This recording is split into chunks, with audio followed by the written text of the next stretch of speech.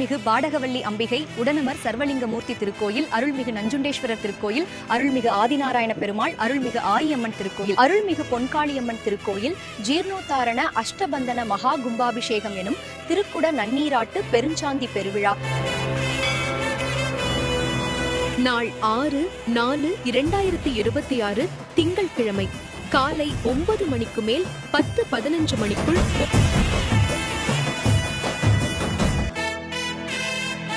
காலை 7 மணி முதல் அருள்மிகு பொன்காளியம்மன் கோயில் அருகில் அன்னதானம் நடைபெறும். அனைவரும் வருக, இறையருள் பெருக என அன்புடன் அழைக்கும் வெள்ளோடு நாடு 7 கரை காணியாளர்கள் மற்றும் ஊர் பொதுமக்கள்.